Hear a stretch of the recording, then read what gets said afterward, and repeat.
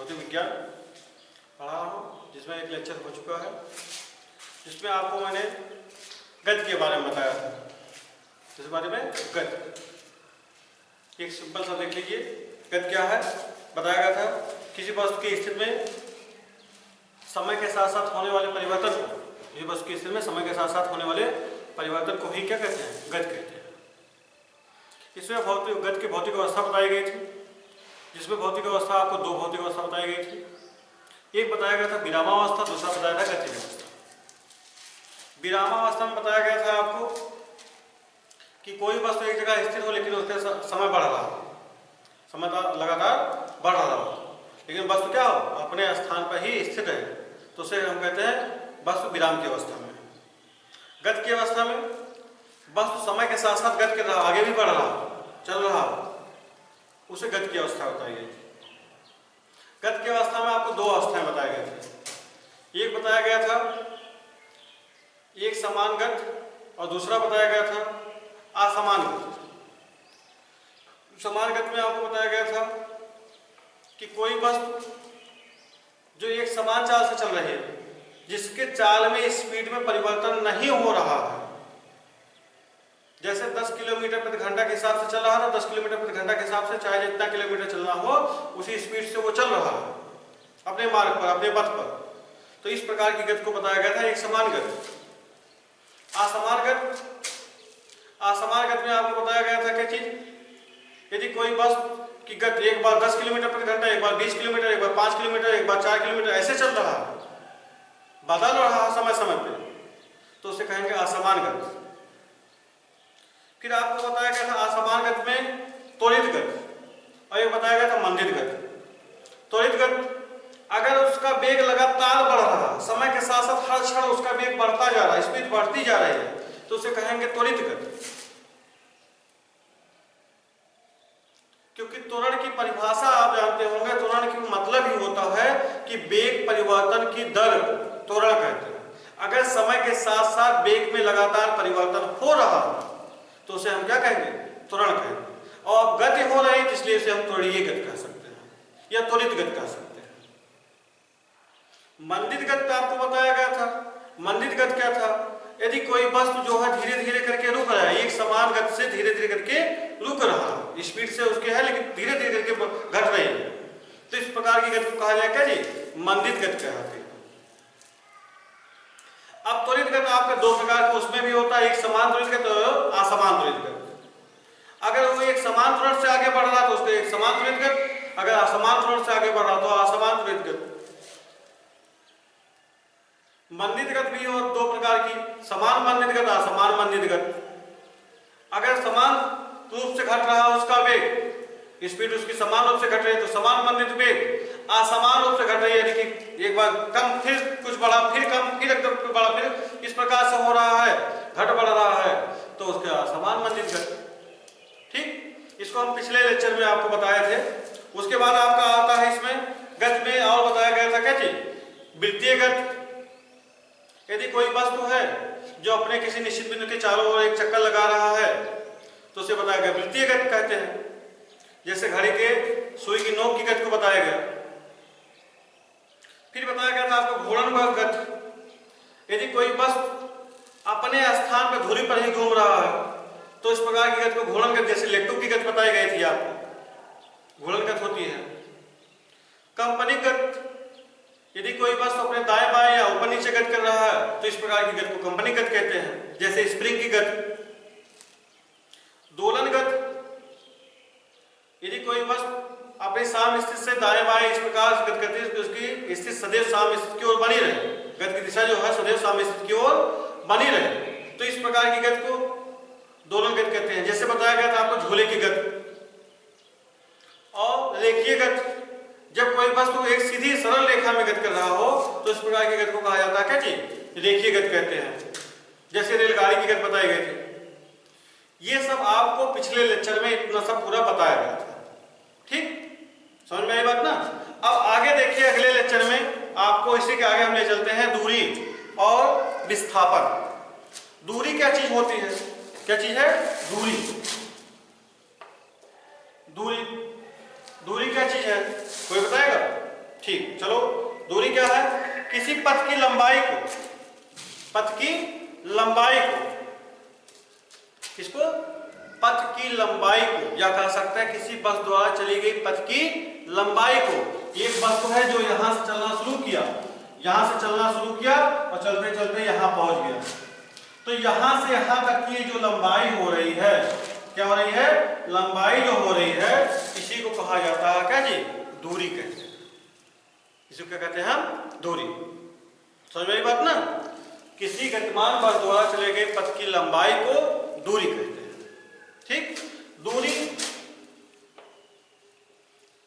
इसका मात्रक, दूरी का मात्रक नापा किसमें जाता है? दूरी मात्रक क्या होता है? जो लंबाई का मात्रक है दूरी का मात्रक। लंबाई का मात्रक क्या है? हाँ ठीक, क्या है? मीटर। लंबाई का मात्रक क्या है? मीटर है। तो दूरी का भी मात्रक क्या हो गया? मीटर हो गया। दूरी का भी मात्रक क्या हो गया? मीटर हो गया। ठीक,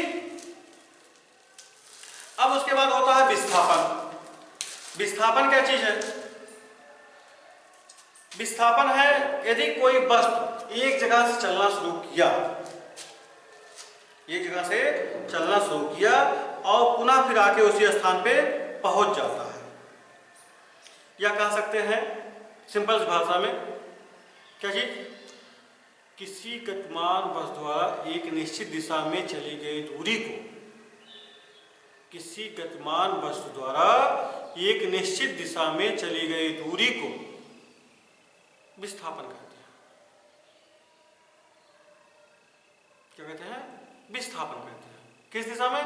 निश्चित दिशा में चली गई दूरी को विस्थापन कहते हैं। ठीक, या कह सकते हैं, इसी चीज को परिभाषित कर सकते हैं हम विस्थापन को, किसी गतिमान वस्तु की प्रारंभिक तथा अंतिम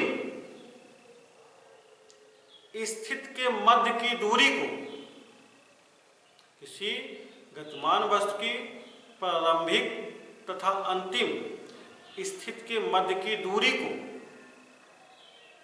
विस्थापन कहते हैं। अब विस्थापन एक सदिश राशि है और दूरी एक अदिश राशि है। अब सदिश राशि क्या होती है और अदिश राशि क्या होती है? लेकिन हम सदिश राशि और अदिश राशि पढ़ने से पहले ये जान लें कि राशि क्या होती है, क्योंकि तभी हमको समझ में आएगा सदिश राशि और अदिश राशि। राशि क्या चीज होती है? किसी भौतिक परिघटना या को उसके या उसके आंकिक मान को प्रत्यक्ष या अप्रत्यक्ष रूप से व्यक्त करने की क्रिया को ही राशि कहा जाता है, या उसके संबंध को हम क्या कहते हैं? राशि कहते हैं।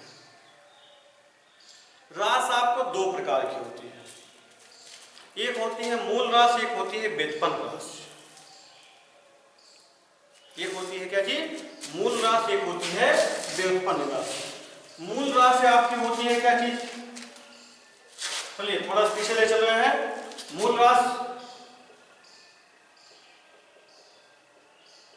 मूल राशि वह भौतिक राशियां जो पूर्णतः स्वतंत्र हो, वह भौतिक राशियां जो पूर्णतः स्वतंत्र हो मूल राशियां कहलाती हैं। जैसे लंबाई, समय, ताप, द्रव्यमान। इस प्रकार से 7 आपकी भौतिक राशियां हैं जो मूल राशियां कहलाती हैं। इस प्रकार से 7 भौतिक राशियां हैं जो मूल राशियां कहलाती हैं। जैसे देख लीजिए, सुन लीजिए, ध्यान से सुनिए। आपका हो गया लंबाई, हो गया द्रव्यमान, हो गया समय, हो गया ताप, हो गया विद्युत धारा, हो गया जो तीव्रता, हो गया और क्या? पदार्थ की मात्रा हो गई। समझ में आया? चलो ठीक है, एक बार और कैसे नहीं समझ में आया तो एक बार और कैसे देख लो। क्या चीज? पहला क्या है? लंबाई हो गया। दूसरा क्या है? द्रव्यमान हो गया। तीसरा क्या है? समय हो गया। चौथा क्या है? ताप हो गया। पांचवा क्या है? विद्युत धारा हो गया। छठा क्या है? ज्योत तीव्रता हो गया। सातवां क्या है? पदार्थ की मात्रा है। ये सभी जितनी हैं ये सब मूल राशि हैं। जैसे हमने आपको लिखा लंबाई, समय, ताप, द्रव्यमान, ज्योति तीव्रता, विद्युत धारा,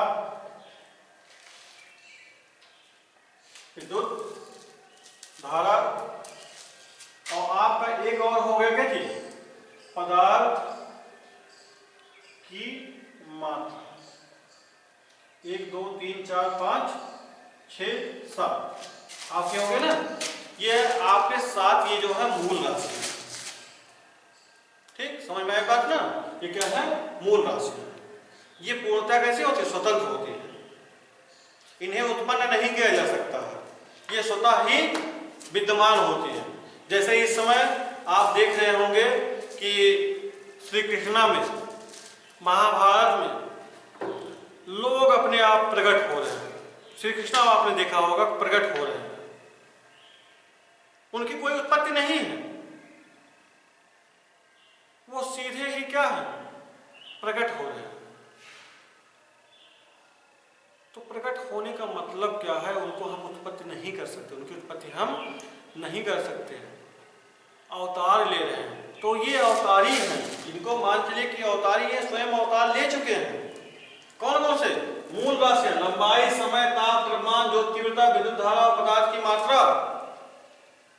ठीक, ये सब आपको अवतार ले चुके हैं। समझ में आई बात ना? तो ये मूल राशियां। अब मूल राशियां हैं तो मूल मात्रक भी होंगे। मूल मात्रक। अब जैसे लंबाई का मात्रक क्या है? अभी आपने दूरी का मात्रक बताया क्या है? मीटर। द्रव्यमान मात्रक क्या है? किलोग्राम। समय का मात्रक क्या है? सेकेंड। ताप का मात्रक क्या है? केल्विन।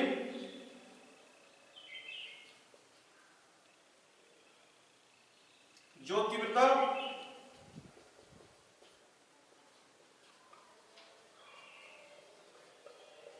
कैंडला।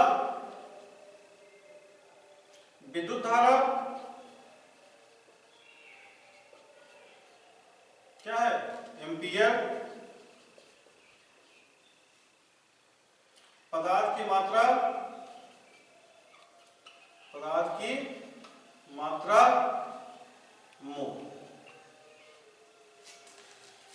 ये आपकी मूल राशियां, ये इनकी मूल मात्रा। ये आपकी मूल राशियां हो गई ये, और ये इनकी क्या हो गई? मूल मात्रा। ठीक, बात समझ में है ना? अब यहां कह सकते हैं मूल मात्रक की अगर परिभाषा पूछा तो मूल मात्रक कह सकते हैं मूल राशियों के मात्रक को, मूल राशियों के मात्रक को मूल मात्रक कहते हैं। ठीक, अब इसमें मूल राशियां हो गए, मूल मात्रक हो गए। मूल राशियों को, मूल मात्रक को हम एक प्रकार से और कह सकते हैं वे भौतिक मात्रक या वे भौतिक राशियों के मात्रक जो पूर्णतः स्वतंत्र होते हैं, जो पूर्णतः स्वतंत्र हैं, मूल मात्रक कहलाते हैं। इनको इस प्रकार से भी कह सकते हैं। ठीक, बहुत बढ़िया, समझ में आ रहा है ना? बहुत अच्छे। अब इन मूल मात्रकों की सहायता से, मूल राशियों की सहायता से हम और आगे काम करेंगे। और आगे क्या काम करेंगे? इससे अब और मात्रक बनाएंगे। इसे हम और मात्रक बनाएंगे। मात्रक कैसे बनाएंगे? जैसे चाल है, चाल बराबर क्या होता है? दूरी बटे समय। दूरी आपकी कैसी राशि है? मूल राशि है। समय कैसी राशि है? मूल राशि है। ठीक, मिला कि एक दूसरी राशि की उत्पत्ति हो गई, कौन सी? चाल। एक दूसरी राशि की उत्पत्ति हो गई, कौन सी? चाल, जो कि एक नई राशि है, जिसे हम कहेंगे कौन सा? व्युत्पन्न राशि। कौन सी राशि? व्युत्पन्न राशि कहते हैं। ठीक, ये व्युत्पन्न राशियां हो गई। क्षेत्रफल है, ये भी एक व्युत्पन्न राशि है। घनत्व है, ये भी एक व्युत्पन्न राशि है। आयतन है, ये भी एक व्युत्पन्न राशि है। तो ये सब व्युत्पन्न राशियां हैं जो दो मूल राशियों के साथ से मिलकर बनी होती है। हाँ, ये चीज ध्यान देने वाली बात है, ये कोई जरूरी नहीं है कि दोनों मूल राशियां जो से मिलकर व्युत्पन्न राशि बनी है, दोनों मूल राशियां ही हों। ठीक, जैसे क्षेत्रफल का होता है लंबाई गुणे चौड़ाई, घनत्व का होता है क्या जी? घनत्व बराबर डी बराबर क्या होता है? द्रव्यमान बटे आयतन। द्रव्यमान बटे आयतन।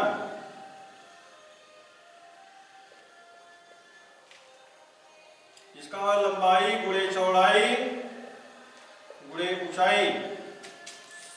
क्या आयतन आपका मूल राशि है? नहीं है। ये कैसी राशि है? व्युत्पन्न राशि है। कैसी राशि है? व्युत्पन्न राशि है। लेकिन ये भी एक बनाए व्युत्पन्न राशि। द्रव्यमान आपका मूल राशि है, लेकिन आयतन आपका व्युत्पन्न राशि नहीं है। तो ये कोई जरूरी नहीं है कि दोनों जो राशियां मिलकर नई राशि बना रहे हैं, दोनों मूल राशियां हैं। हाँ, मूल राशि और व्युत्पन्न राशि दोनों वो भी मिलकर एक नई राशि को बना सकते हैं, लेकिन वो किसके अंतर्गत आएगा? व्युत्पन्न राशि के ही अंतर्गत रखा जाएगा, माना जाएगा। ठीक, तो ये सब व्युत्पन्न राशियां हो गई। अब इनके जो मात्रक होंगे, इनके जो मात्रक होंगे वो भी क्या होंगे? व्युत्पन्न मात्रक कहलाएंगे। जैसे चाल का मात्रक, अब दूरी का मात्रक क्या होगा? मीटर। समय का मात्रक किसमें होगा? सेकेंड। ये हो गया मीटर प्रति सेकेंड। मीटर प्रति क्या हो गया? सेकेंड हो गया। किसके मात्रक हो? चाल का। चाल कैसी राशि है? व्युत्पन्न राशि है। तो ये मात्रक कैसा हो गया? व्युत्पन्न मात्रक हो गया। मात्रक कैसा हो गया? व्युत्पन्न मात्रक हो गया। ठीक, क्षेत्रफल लंबाई गुणे चौड़ाई, तो मीटर गुणे मीटर, या इसे कह सकते हैं क्या जी? मीटर वर्ग। मीटर वर्ग कह सकते हैं, या वर्ग मीटर कह सकते हैं। तो ये कैसी राशि हो गई? ये भी व्युत्पन्न राशि है। द्रव्यमान का हो गया किलोग्राम, आयतन का हो गया मीटर घात 3, ये हो गया किलोग्राम प्रति घन मीटर। किलोग्राम प्रति घन मीटर कैसी राशि है? व्युत्पन्न राशि है। इसका मात्रक कैसा हो गया? व्युत्पन्न मात्रक हो गया। इसी प्रकार आयतन का मीटर क्यूब, ये भी आपका कैसा है? व्युत्पन्न राशि है। तो मात्रक कैसा होगा? व्युत्पन्न मात्रक हो गया। तो इस प्रकार से जब ये मात्रक और राशियां मिली, तो इनमें फिर कुछ और देखा गया। सदिश राशि कौन सी है और अदिश राशि कौन सी है? सदिश राशि और अदिश राशि के लिए आपको इसमें देखा गया सदिश राशि और अदिश राशि क्या क्या चीजें हैं। सदिश राशि में आपका होता है क्या चीज आता है? सदिश राशि में आपका होता है इसमें क्या चीज? और अदिश राशि में सदिश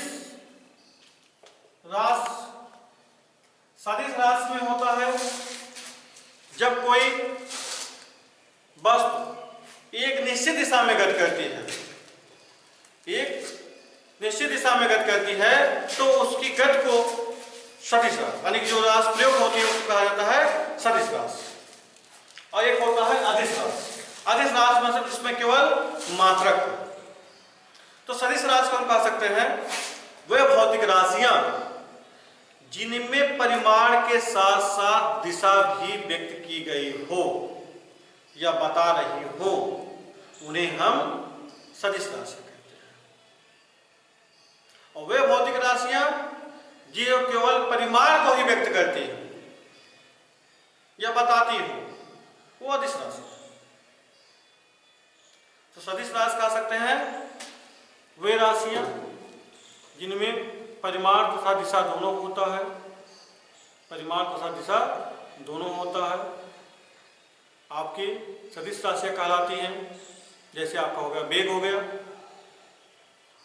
और अदिश राशि जिसमें केवल परिमाण होता है वो अदिश राशि कहलाती है, जैसे आपका द्रव्यमान। ठीक, इस लेक्चर में आज इतना ही। अगले लेक्चर में आपको हम इससे आगे बताएंगे सदिश और बाकी और गति के बारे में, चाल के बारे में, दूरी और विस्थापन में अंतर, ये सब चीज़ें आगे डिस्कस की जाएंगी। धन्यवाद। तब तक आप सुरक्षित रहिए, कोरोना से मुक्त रहिए, क्योंकि जिले में भी इस बम का विस्फोट हो चुका है। इससे बचने के लिए आप अपने घरों में ही क्वारंटाइन रहिए, और बाहर से आए हुए व्यक्तियों से विशेष रूप से सावधानी बरतें। उनके घर ना जाइए, ना उनको अपने घर पे बुलाइए। विशेष ध्यान दीजिए ताकि आप सुरक्षित रहें, खुश रहें, मस्त रहें, घर में रहें। धन्यवाद।